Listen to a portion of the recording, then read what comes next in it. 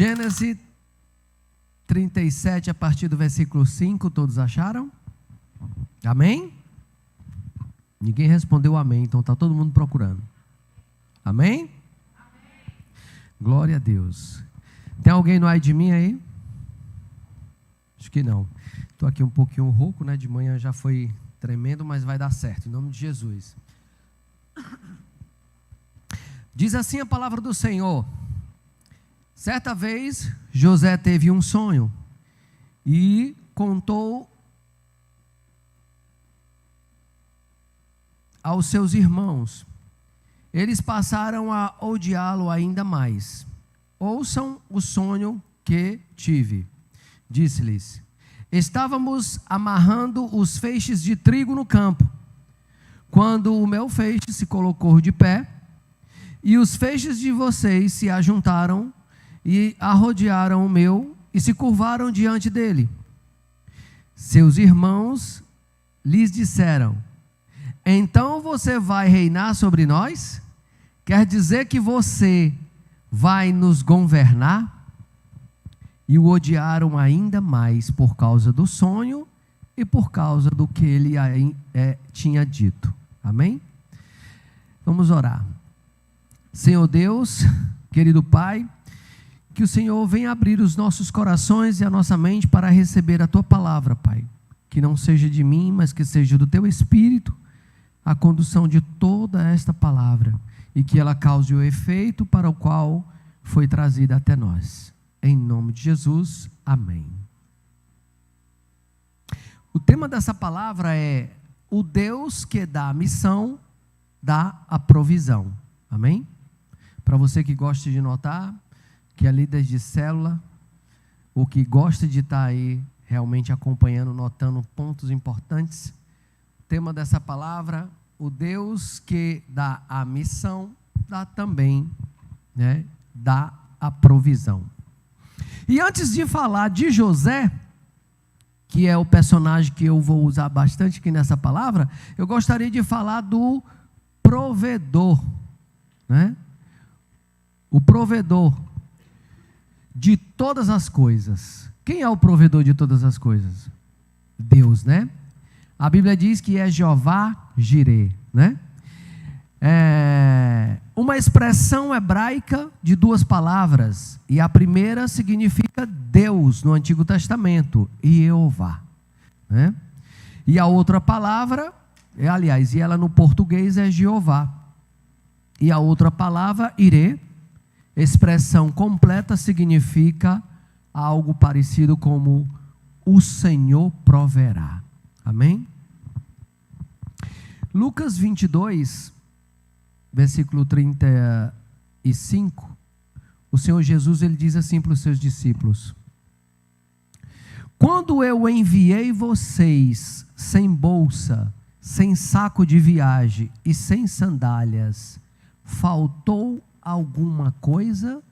Diga nada. Diga de novo, nada.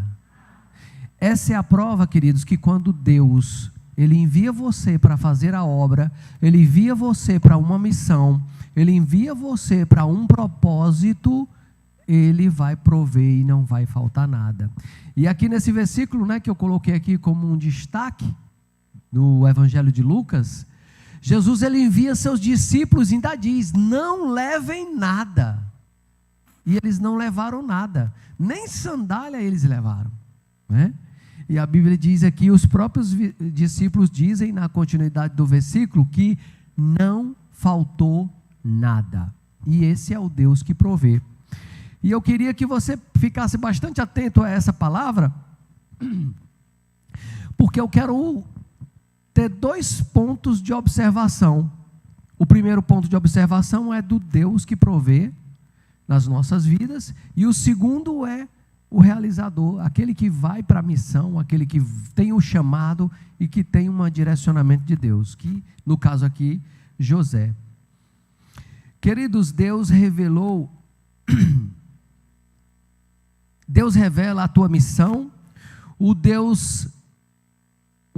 Deus que chama, o Deus que revela o propósito da tua vida, Ele sempre vai se responsabilizar para que você consiga chegar no final e realizar esse propósito, né? Deus nunca vai só simplesmente te chamar sem ter como fazer você chegar ao final.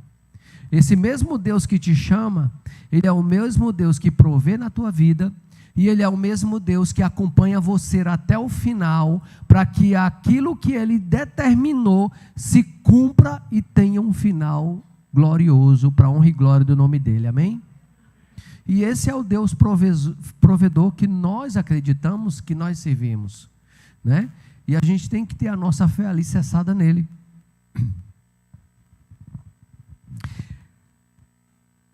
E assim como Deus, Ele é provedor, Ele também coloca você como provedor.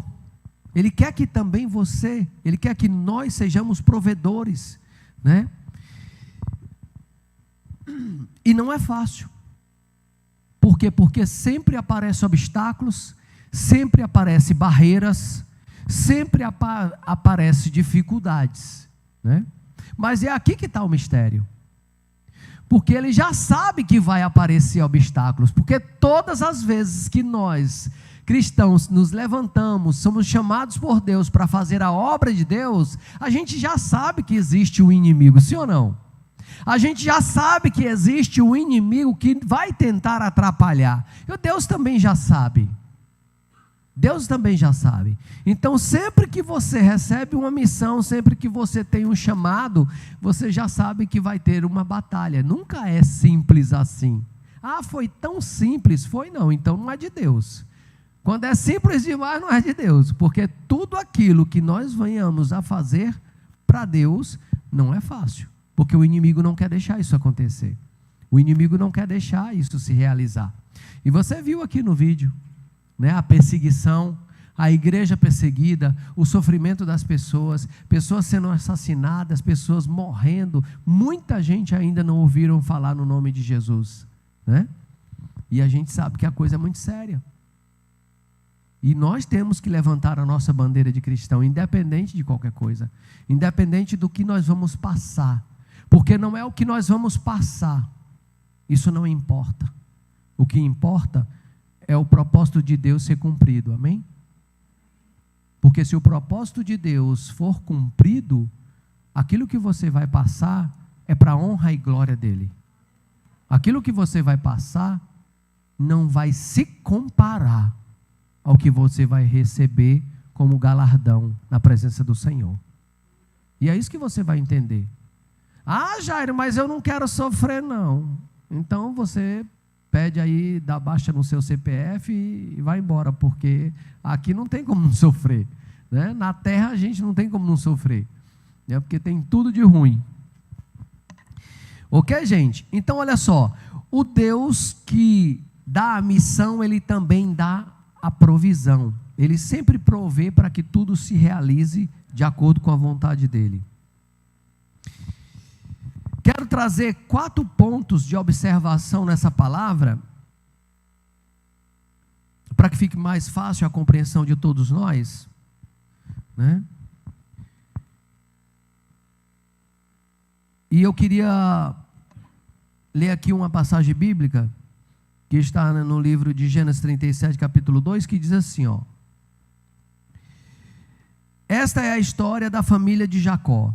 Quando José tinha 17 anos, pastoreava os rebanhos com os seus irmãos, ajudava os filhos de Bila e os filhos de Zipa, mulheres de seu pai, e contava a seu pai a má fama dos seus irmãos. Então olha só, José, na nossa linguagem atual aqui, né, cearense, José era um pouquinho dedo duro, né?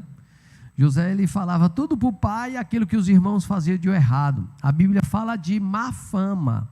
Então isso traz para nós o entendimento de que os irmãos não faziam muitas coisas legais, não faziam muitas coisas corretas. E José, ele já não era amado pelos seus irmãos, porque ele contava tudo para Jacó. Ele contava tudo para o seu pai. Todas as vezes que os irmãos aprontavam alguma coisa, ele já contava para Jacó. Então os irmãos não queriam nem que ele ficasse perto. sempre se mandava, saía de perto dele, já tinham raiva dele. E aí aconteceu que José teve esse sonho, não é? José teve esse grande sonho do que Deus viria a fazer futuramente na vida dele, porque existia um propósito futuro, né? Deus, ele nunca faz nada de graça, ou nunca faz nada que não tenha um fundamento, né? E José teve esse sonho, e na sua inocência, ele contou para todos os seus irmãos o que tinha sonhado. E a Bíblia diz que os seus irmãos o odiaram ainda mais. Por que a palavra é ainda mais? Porque os irmãos já tinham a maior raiva dele. Porque José era o caboeta da família. José entregava tudo para o pai. Mas, na verdade, gente, José, ele era correto. José, ele não gostava do que era errado. José, ele não participava das coisas erradas que os irmãos faziam. E ele contava para o seu pai, sim. E eu acredito que é assim que tem que ser. A gente não pode compactuar com o que não é bom, com o que não é certo, com o que não é justo. Nós temos que andar naquilo que agrada a Deus. A gente não pode estar fazendo o que é errado. E José, mesmo com os seus 17 anos, ele já tinha essa noção do que era certo e do que era errado. E essa é uma das observações desse texto aqui que eu trago para nós.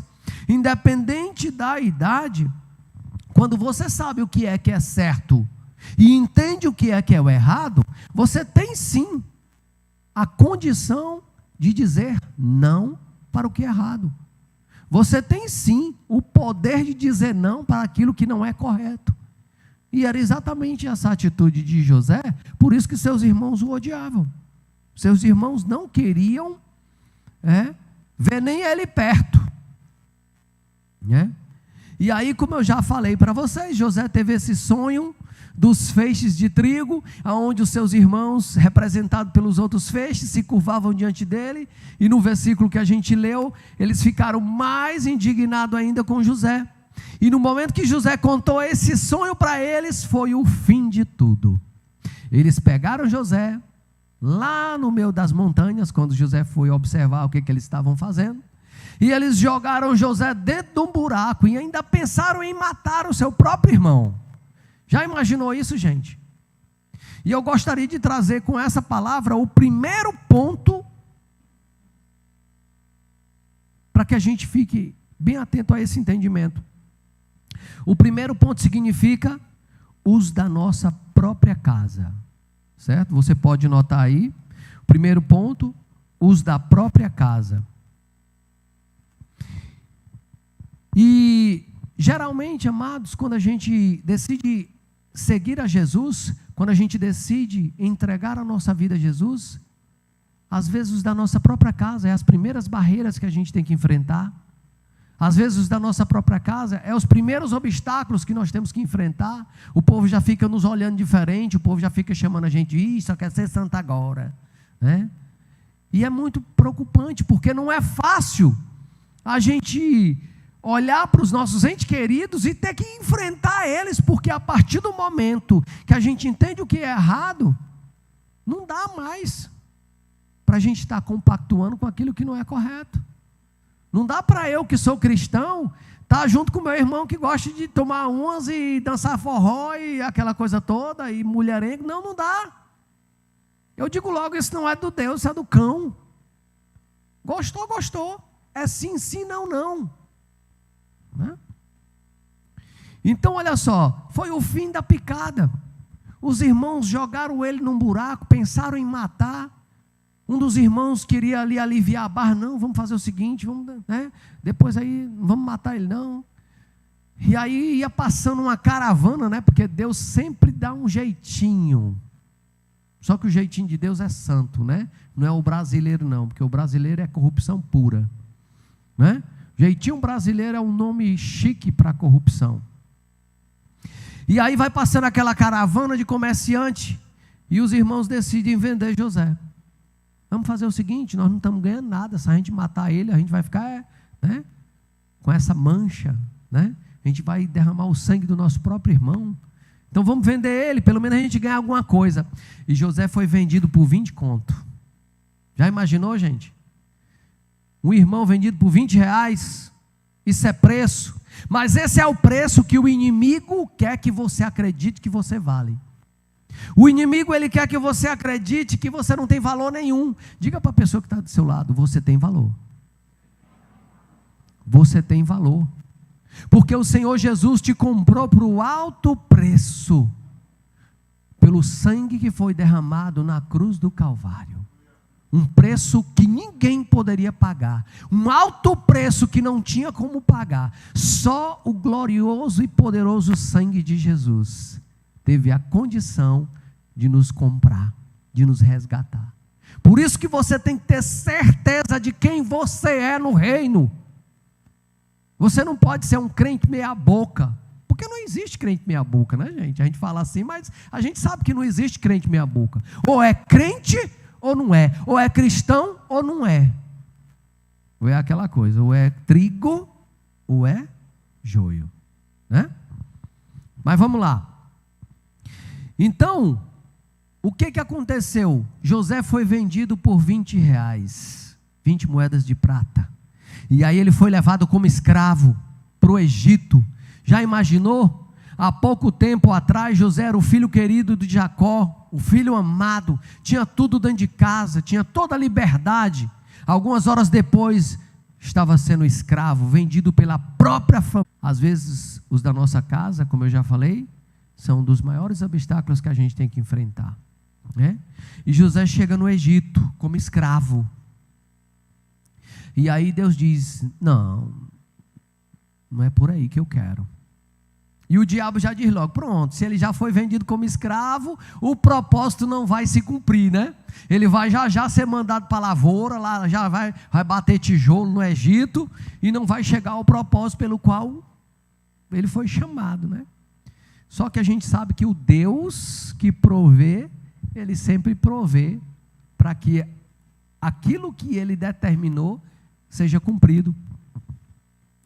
E aí, um oficial do rei do Egito, de Faraó, comprou José e levou José para sua casa, e lá, como escravo, lógico, né? Só que lá, a palavra de Deus diz que o Senhor era com José, né? E aí José chegou lá, e ele começou a fazer as coisas, e Potifar prestou atenção e viu que tudo que José fazia prosperava, tudo que José colocava a mão ia para frente, tudo que José desenrolava prosperava. E aí Potifar colocou José como o chefe geral da sua casa, de escravo para mordomo, né, para gerente geral da casa do oficial do rei. Já pensou? Esse Deus não é gente não, né, gente? Esse Deus, ele é tremendo. E aí já estava José lá, todo bonitão, e dando ordem nos outros escravos, e tudo que se ia fazer tinha que passar por José. Nada era feito sem a autorização de José na casa de Potifar. E ele tinha toda a tranquilidade em relação a isso, porque ele via a prosperidade da sua casa, né? Potifar via a prosperidade da sua casa. Só que o diabo não fica satisfeito, irmão. E o diabo não desiste. O diabo, ele quer atrapalhar a gente a alcançar o nosso propósito. O diabo sabe que quando você entregou a sua vida a Jesus, Jesus disse para você assim: olha, tem um propósito na tua vida para tu realizar. Sim ou não? Quem lembra dessa palavra? Eu ainda lembro dessa palavra. Quando eu confessei o nome do Senhor Jesus, alguém chegou para mim e disse: Deus tem um propósito na tua vida, né? E eu, na época, muito doido, drogado, macumbeiro. Aí eu olho hoje para mim aqui em cima, pregando a palavra de Deus. Eita, Deus poderoso, né? Porque eu venho de uma família de gerações de macumbeiros. Eu venho de uma família onde quarta geração acabou em mim, graças a Deus. Quando chegou em mim, quando chegou na minha pessoa, quando eu nasci, o castelo do mal começou a desmoronar. Primeiro que eu só dormia escutando o hino da harpa. Tinha uma igrejinha, eu morava no Henrique Jorge, a minha família morava no Henrique Jorge. Eu era bebezinho, eu não dormia, eu não conseguia dormir. e tinha uma radiadora, né? Radiadora é o novo, a radiadora, em cima da igrejinha, aquela igrejinha simples, e quando começava a tocar os hinos da harpa naquela radiadora, e eu ficava prestando atenção, minha mãe prestou atenção e viu que eu ficava prestando atenção, e aí ela me levou para aquela igrejinha e sentava nos bancos de madeira, e ali eu agarrava no sono, eu cá comigo, né, estou em casa, Deus já sabia quem eu era, eu é que não sabia ainda que eu era bebê, né, e nem ela. Só que a coisa ficou tão séria, por quê? Porque ela teve que aprender os hinos da harpa tudinho, a minha mãe vivia dentro do terreiro de macumba também, era a família todinha, né? E ela teve que aprender os hinos da harpa tudinho. Aí ela diz, no dia que eu não for, eu pelo menos canto para ele dormir, porque eu não dormia, né? E essa história aí vai ficar para depois, para você entender o propósito de Deus na vida da gente, né? Então veja bem, o inimigo ele não fica satisfeito, ele vai tentar atrapalhar e ele não desiste. A Bíblia diz que ele estará ao nosso derredor, esperando uma oportunidade para ele atrapalhar, para ele destruir a tua vida. A Bíblia fala que ele veio para matar, roubar e destruir. Então ele sabe que você tem um propósito. Talvez você nem saiba que você tem um propósito, porque às vezes tem uns crentes meio assim, né? Mas você tem um propósito na sua vida. Porque Deus não faz nada pela metade, tudo que Deus faz é completo. Completo no tempo dele, né? Você vê que José tinha 17 anos quando teve um sonho, e o sonho veio se realizar, ele já com uma idade já bem avançada, com 30 e tantos anos. Então olha só, e aí o inimigo se levanta. José estava lá na casa de Potifar, mandando em tudo, dando ordem, né? Sendo o gerente geral da casa. E aí nós vamos para o segundo ponto. Resistir às tentações. É o segundo ponto. E aí José está lá e o inimigo diz assim, quer saber, eu vou criar uma situação aqui, porque está muito bom para ele aqui. Era para ele ser escravo, trabalhar lá fazendo tijolo, ele está aqui mandando em tudo, eu vou já fazer uma situação aqui. Aí o diabo usa a Potifera, como diz o nosso pastor, a Potifera. E aí a Bíblia fala que durante todos os dias a Potifera ficava observando José, e ela chegou para ele e disse, deita-te comigo. E José olhava para ela assim e disse, não vou dar nem atenção, não dou nem atenção. Gênesis capítulo 38, versículo 7. E aconteceu depois dessas coisas, que a mulher do seu senhor pôs os olhos em José, e lhes disse, deita-te comigo. Agora vamos para o versículo 10. Diz assim o versículo 10, ó. Entretanto, ela estava todos os dias com José. Ele, porém, não lhes dava ouvido para deitar-se com ela, né? Então, quando a pessoa, ele sabe quem é, ele sabe o que é certo, ele sabe o que é errado, ele pode sim escolher. Então, não dá para a gente dizer assim, eu não consegui, é porque eu sou fraco. Isso é só justificativa, gente. Eu aprendi isso na peia, que é só justificativa, né? A gente tem que dizer não para o pecado e acabou. Tomar posse da palavra sobre as nossas vidas, porque a Bíblia diz que nós temos a condição de dizer não. Quando Jesus diz assim, ó, você está perdoado, vai e não peques mais. Por que Jesus está dizendo isso? Porque Ele sabe que você pode dizer não para o pecado. Agora, se você tem intimidade com o pecado mais do que com Deus, agora se você ama o seu pecado mais do que Deus, agora se você gosta do seu pecado mais do que do Senhor, como é que você vai dizer não? Não dá para dizer não, né? Então tem que ter mais consciência da qualidade do seu caráter de crente como você é. Então vamos lá. E aí o que aconteceu? A Potifera um certo dia endoidou, ficou piradona e agarrou José. Agarrou José à força. Veio o espírito da taradona, agarrou José. E aí queria porque queria, né? E aí José fugiu dela. A palavra de Deus diz que José fugiu e as roupas dele, a roupa dele ficou na mão dela. E José, ó, capou o gato. E eu queria dizer para você nessa noite, não importa como você vai fugir do pecado, da aparência do mal, não importa o que você vai ter que fazer para fugir. O que importa é que você tenha que fugir. Você tem que fugir da aparência do mal. Se você sabe que você é crente, se você sabe o Deus que você serve, se você sabe que isso desagrada a Deus, você foge, nem que seja peladão. José fugiu, querido, a roupa ficou lá. José, ó, sei nem como é que ele chegou em casa, com a mão na frente e outra atrás, né?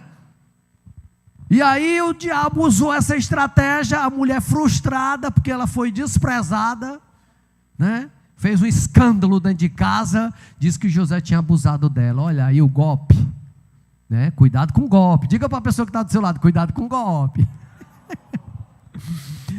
E aí veio aquele alarme todo. E aí o que aconteceu? Potifar pegou José e jogou José no calabouço. Pegou José, jogou José no cárcere da prisão real, junto com os presos do palácio, né? José, uma hora, era gerente geral de Potifar, e agora já é escravo de novo e preso ainda, né? Aí o diabo pega e diz assim: agora pronto, agora não tem mais propósito, agora essa missão falhou, agora ele vai apodrecer no cárcere do palácio, né? Aí eu queria que você lesse comigo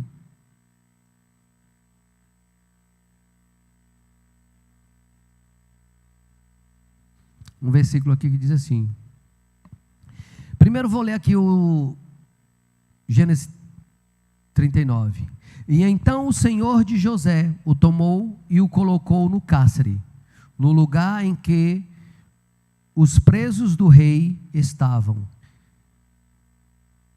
E ele ficou ali. E José ficou lá, jogado lá no cárcere. E o próximo versículo que eu queria ler para você é o versículo 21, que diz assim, ó: o Senhor, porém, era com José, e estendendo sobre ele a sua benignidade, e dando-lhe graça aos olhos do carcereiro. 22, o qual entregou na mão de José todos os presos que estavam no cárcere, e era José quem ordenava tudo o que se fazia ali. Querido, não importa se você está na prisão, se você está aonde quer que você esteja, se Deus é com você, quem vai dar ordem é você que vai mandar, é você que vai dizer como é que tem que ser, porque é assim que Deus faz. O diabo pode até tentar atrapalhar a sua vida, o inimigo ele pode até tentar te paralisar, mas o Deus que provê na tua vida, ele vai sempre criar uma estratégia, ele vai sempre derramar a benignidade dele sobre a tua vida, para você alcançar o propósito de Deus, porque esse propósito é que sempre vence no final. Amém? O inimigo lá pensando que José ia ficar dentro da prisão, pensando que José ia apodrecer no cárcere, pensando que José ia paralisar a obra do sonho, né? O chamado do sonho, a revelação do sonho de José, quando ele tinha 17 anos. E aí José ficou lá no cárcere. Mas Deus disse: eu vou dar um jeitinho para tu ficar bem aqui, enquanto eu preparo as coisas, né? E aí a Bíblia diz, como a gente já leu, que era tudo na conta de José. Tudo que acontecia dentro daquela prisão era José que resolvia tudo, tomava conta de tudo, se transformou no carcereiro. Ele é quem mandava, ele é quem ditava o como que era, como que não era. Isso é muito interessante, né, gente? Às vezes a gente não entende. Uma vez eu vi um testemunho de um pastor que aconteceu uma coisa e ele foi preso e ele foi lançado no presídio. E todo mundo pensando, meu Deus, como é que pode? O pastor foi preso está no presídio, né? E como é que vai ganhar preso se não tiver alguém lá para pregar? Aí o pastor foi enviado para lá, né? Aos nossos olhos, alguém diz assim, vixe, rapaz, o homem de Deus, aí, ó, tá vendo? Foi preso. É porque não, né? A estratégia de Deus, o cara foi lá na cadeia e ganhou uma multidão de presos lá para Jesus. Né? É assim que Deus faz. E olha só, quando Deus chama, não importa o que você venha a fazer, esse propósito ele vai se cumprir, nem que seja assim, tendo etapas, né? Então, vamos lembrar do primeiro ponto, os da própria casa, pode ser os primeiros obstáculos. Segundo ponto, resistir à tentação, a Potifera pode aparecer na sua vida, a pompom, né? E você tem que resistir e dizer não para ela. Rapaz, esse golpe é fatal, viu? Derruba muito homem aí. Muito homem que está fraco, está em intimidade com Deus. Eu digo para minha esposa assim, eu digo, minha filha, eu mal consigo lhe sustentar, tu acha que eu lá vou caçar mais dor de cabeça? Primeiro que a mão de Deus é grande, né? Nem se compara, você já pensou? Tamanho da mão de Deus na sua cabeça? Né? Deus me livre. Deus me livre. A minha já está, graças a Deus, estou muito satisfeito. Então veja bem, terceiro ponto, sirva aos que te humilharam. Como assim, Jairo? Servir aos que me humilharam? José foi lançado no cárcere, e lá todo mundo diz, vixe, o cara era o parceiro do Potifar, andava para todo canto, mandava em tudo, agora está na cadeia. E aí agora? E o diabo está lá, todo mundo, agora ele está preso, né? Mas Deus entra com providência e José começa a mandar em tudo. E é José que começa a servir tudo. É José que começa a organizar tudo.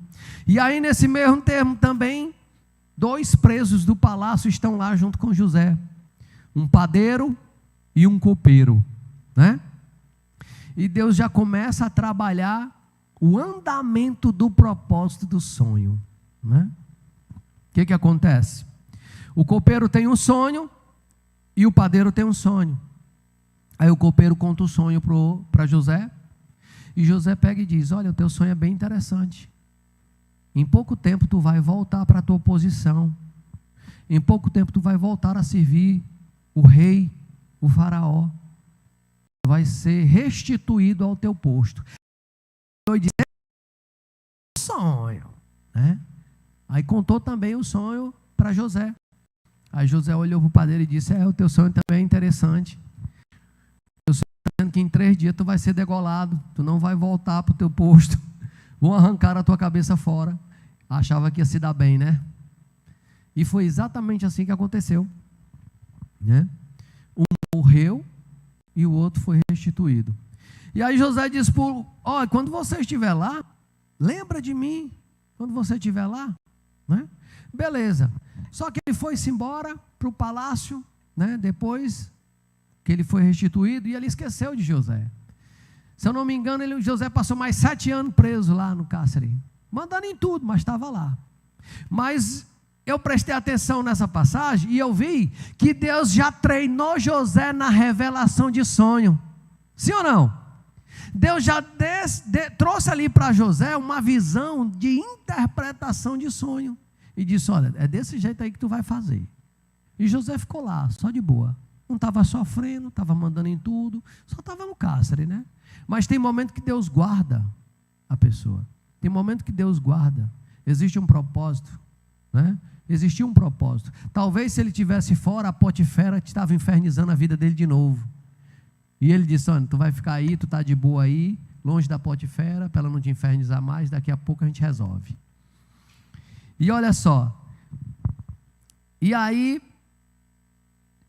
José revelou os sonhos, aconteceu todo o trâmite, o copeiro voltou a servir o rei, o padeiro morreu, coitadinho, miserável. E aí Deus traz o segundo sonho para Faraó. Eu gosto de pensar dessa forma. O primeiro sonho que Deus trouxe para José foi de José em uma alta posição, onde os outros se curvavam diante dele, né? Ele como um feixe. Tu vai governar, né? Essa foi a visão de Deus, estava dentro de um propósito de Deus, mas isso só podia se cumprir se tivesse um outro sonho, né? E esse outro sonho foi dado exatamente para Faraó. Esse outro sonho foi dado exatamente para o rei do Egito, que não sabia interpretar. Mas ele tinha um monte de feiticeiro, ele tinha um monte de vidente, ele tinha um monte de sábio ali ao redor dele, na terra do Egito, e ele mandou chamar todo mundo. Só que eu gostaria de dizer para você, quando o Faraó teve esse sonho, ele de boa estava lá dormindo, e aí ele sonhou com 7 vacas lindas, vacas gordas, né, muito carnudas, saindo do rio Nilo, aquela coisa linda, maravilha, tudo verdinho, né? E ele ficou sonhando com aquelas vacas. De repente sai também 7 vacas magras, secas, esqueléticas, e elas chegam perto daquelas vacas gordas e elas devoram aquelas vacas gordas. E aí Faraó se acorda assustado, e ele fica pensando naquela imagem que ele sonhou. E aí ele toma um copo d'água, eu imagino, né? Aí deita, vai dormir de novo. E de repente ele tem um outro sonho. Ele sonha com 7 espigas lindas e maravilhosas, espigas cheias de trigo e tal. E aí ele fica olhando para aquelas espigas e de repente aparece 7 espigas feias, mirrentas, secas, sem grãos, que chega perto das espigas bonitas e devoram aquelas espigas. E aí o Faraó se acorda assustado. Ele diz: ih, rapaz, o negócio está ficando, eu não estou entendendo isso não. E é aí que ele chama os sábios, e aí que ele chama os videntes, e aí que ele chama os adivinhos, os feiticeiros, tudo que tinha lá naquela terra. E ninguém conseguiu discernir o sonho de Faraó. Ninguém. Porque isso já estava dentro de um propósito de Deus. O primeiro sonho foi dado para José, o segundo sonho dado para Faraó, né? E Faraó ficou naquela luta. E aí chega o copeiro com a taça de vinho para o Faraó. Olha, meu querido, você está muito nervoso, toma aqui uma dose. Aí Faraó tomou lá um golão de vinho, né? E aí o copeiro lembrou de José e disse: Senhor, ninguém conseguiu entender o seu sonho. Agora eu me lembrei que há muito tempo atrás, quando eu estava lá no cárcere do palácio, um hebreu que está ainda lá, se eu não me engano, ele revelou o sonho que eu tive. Na época o padeiro que morreu estava comigo, e foi exatamente de acordo com o que ele falou. Eu fui restituído à minha posição de copeiro, e o padeiro se ferrou, e o padeiro morreu, né? E aí o Faraó disse: pois mande chamar esse homem, mande chamar o hebreu. Aí depressa foram lá, pegaram José, deram banho, fergaram uma bucha em José, trocaram a roupa de José. E aí José se apresenta para o rei de Faraó, para o rei do Egito, né? José se apresenta para o rei do Egito. E aí nós chegamos no quarto ponto. Quarto ponto é: assuma a posição liberada. Por que liberada? Porque Deus já liberou tudo. Deus já liberou tudo.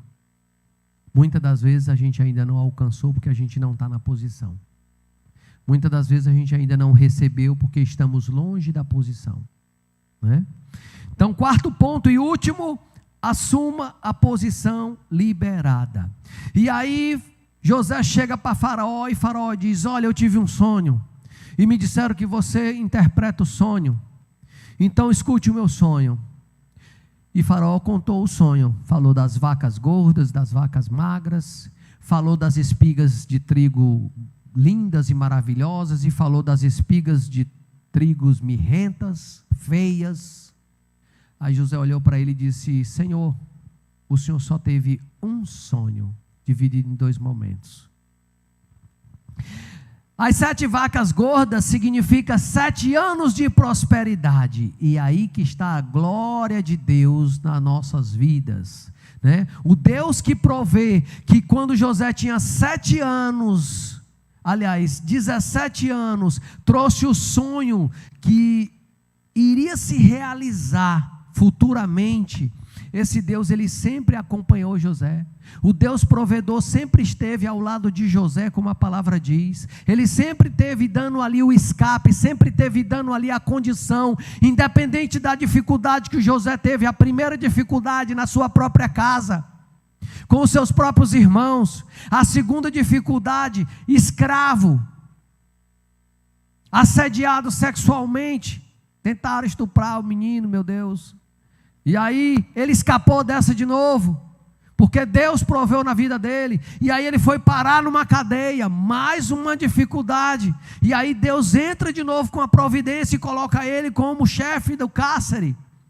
E ele começa a cuidar de todo mundo. Mas isso tudo, queridos, preste atenção, isso tudo é Deus forjando o caráter.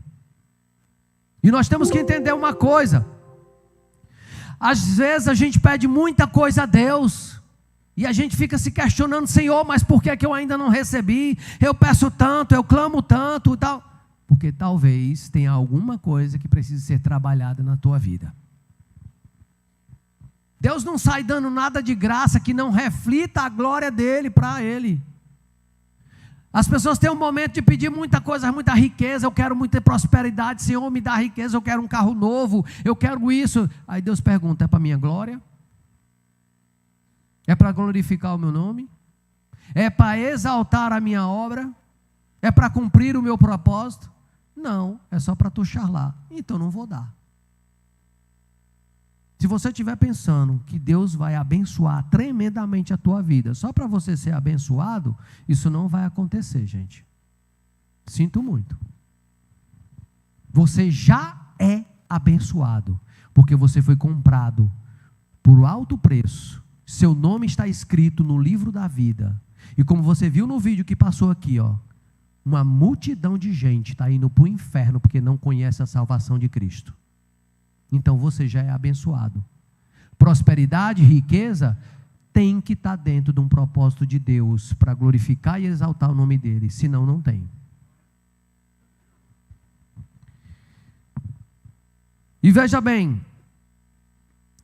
e aí o que acontece? José conta para Faraó: as 7 vacas gordas são 7 anos de prosperidade, 7 anos de muita fartura na terra do Egito, e onde todo mundo vai ter do bom e do melhor.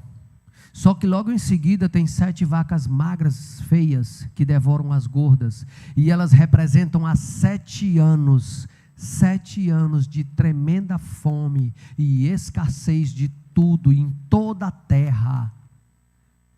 E o povo vai esquecer, por causa da fome, dos 7 anos de prosperidade que eles tiveram. E aí José diz para ele assim: olha, Faraó, só tem um escape. Tu procura no reino, em toda a terra do Egito, um homem prudente e sábio, que possa comandar sobre toda a terra do Egito, e possa cuidar da lavoura, separando uma 5ª parte de tudo que foi plantado e foi colhido, para que seja armazenado, para que nos 7 anos de fome tenha guardado.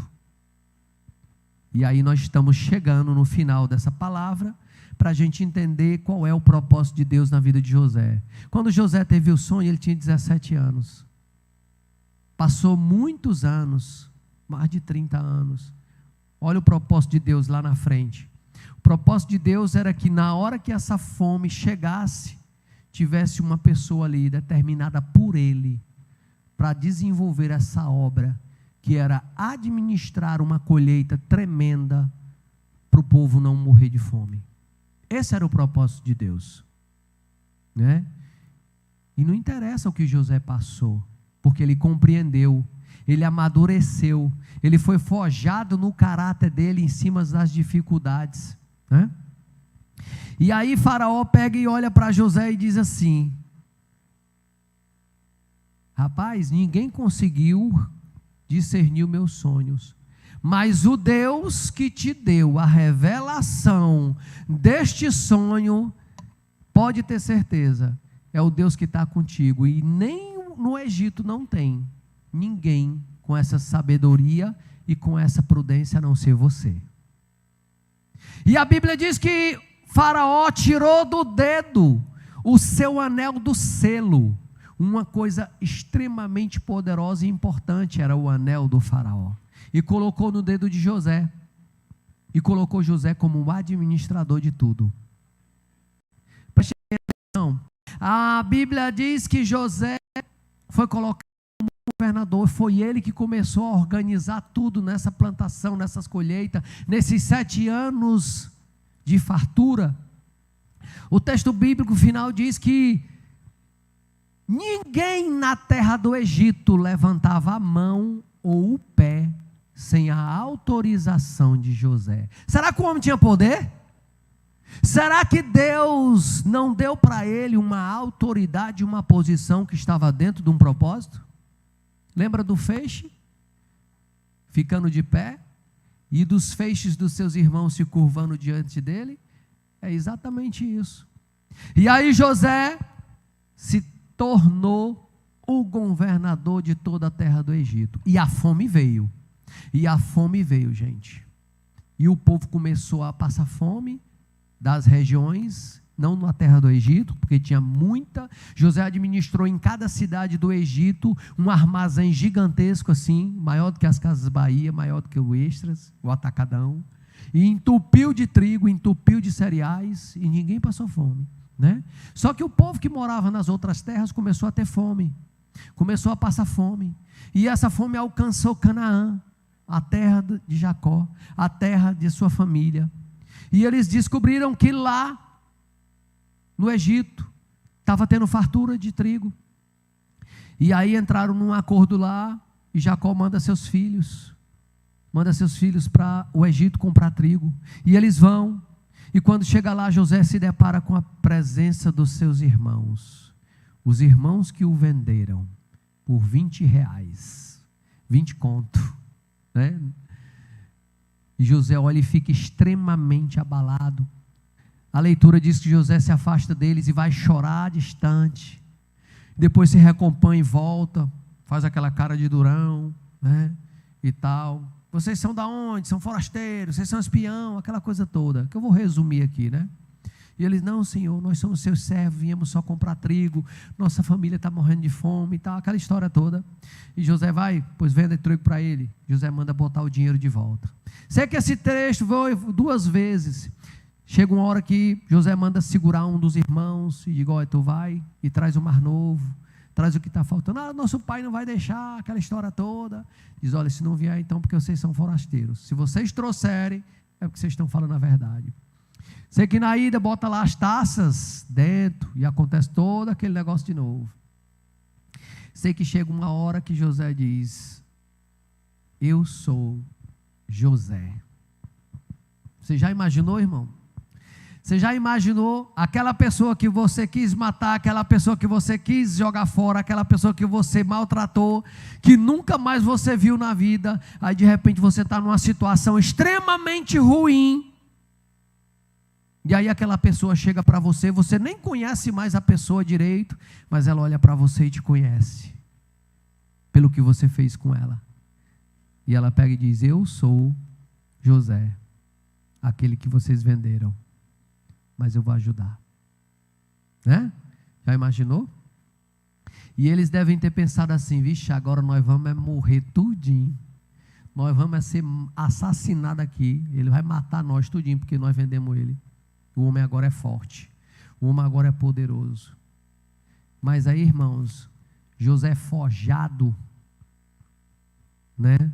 Na dificuldade, José forjado no seu caráter, dentro de um propósito de Deus, de governar uma terra para salvar muitas vidas da fome. José entendeu que o propósito pelo qual os seus irmãos o venderam foi para ele chegar no Egito.